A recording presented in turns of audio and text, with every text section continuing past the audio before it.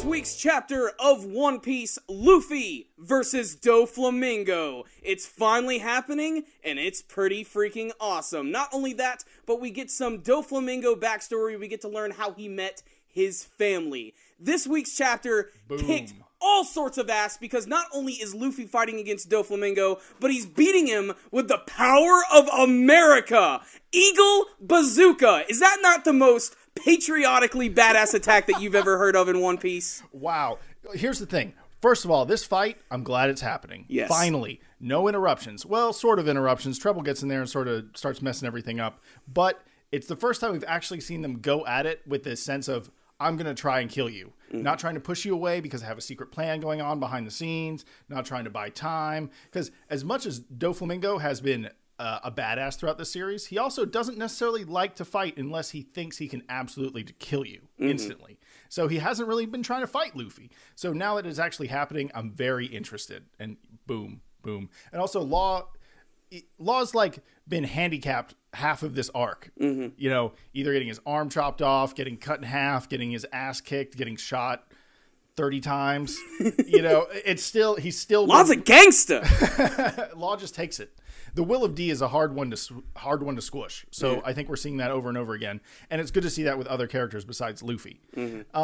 What else has been happening this arc? We had, let's go into Doflamingo's backstory. Yes. Which also, before we get into that shows me that Doflamingo not so much as on the way out, but things are getting serious because when you get backstory, you get to finales, you get to endings of fights and stuff like this anime has shown us that time and time again. And so pretty much what happened is Trebol coached Doflamingo when he was a child because he's like, oh, you want to kill some people? Well, here's some superpowers. And just in case, here's a gun. Yeah. Go have fun. And here's my group of cronies who are going to help you out and sort of prep you on the way to becoming the next big evil pirate king. This entire backstory is interesting because I never even imagined that the family has been around this long and that they were actually older than Doflamingo. I sort of figured that they all sort of grew up together, that they were childhood friends. And it's really interesting to like see them all just sort of come in and in their previous forms. Some of them look familiar, some not. In fact, we actually had to look at Pika for a few seconds just to realize that's who he was. Yeah, because he wasn't... Pika's covered in armor in his current like art design, so he was kind of hard to tell who he was. And I think we even had to like practically refer back to when he was defeated, when his mask was cut open, just to see who he looked like. And the other thing that I think is also kind of backwards, in a lot of the formation of pirate groups in One Piece, usually the captain comes along and inspires a whole bunch of people. Obviously, Doflamingo did inspire these guys, but they were older, and they decided to help a child, which is kind of backwards to a lot of the pirate groups we've seen. They all kind of grow up together. It's not like backwards like that. So I thought that was actually very interesting. That's a really interesting dynamic. I never even thought about it that way. The crew brought the captain in, you know, and everything. Very different, very different. And also, Law looks like he might defeat Trebol, but... Trebol's not going out without a fight, though. Well, they're all super powerful. At this point, they're all super powerful. All the big guys are not going to go out with one hit. That's just impossible. If they did, the guy that did that must be like the top of the top. But no one's that powerful yet that's fighting in this arc.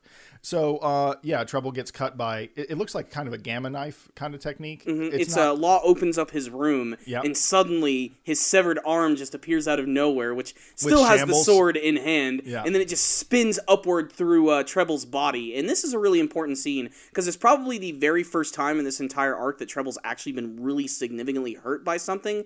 And this is all followed up by a big scene where we actually get to see Trebol's true form for the very first time. And he's always been like sort of this like big, bulbous, almost like fat-looking character. He's actually like really skinny looking, and all of that mucus and stuff is actually just what covers his body. The thing is, though, that mucus is flammable. He's brought this up multiple times, and he's getting ready to just blow everybody away at the very end of this week's chapter. And my theory is, who's going to stop this? Sabo's going to stop this, because Sabo now has the Marimara no Mi. He can control fire, so he'll probably be able to manipulate this explosion, push the fire away, save the day, which of course will finish off Trebol, give everybody what they've always wanted to see, which is Sabo versus Trebol, and then we can finally get to some Luffy versus Doflamingo, which, if it's even as exciting as it was at the beginning of this week's chapter, which was really just a bunch of kicks and punches, but they were satisfying as hell. You know I love punches. Oh, yeah. You know I loved that one scene where Luffy just decked Doflamingo in the face this week, and it looked like it hurt a lot.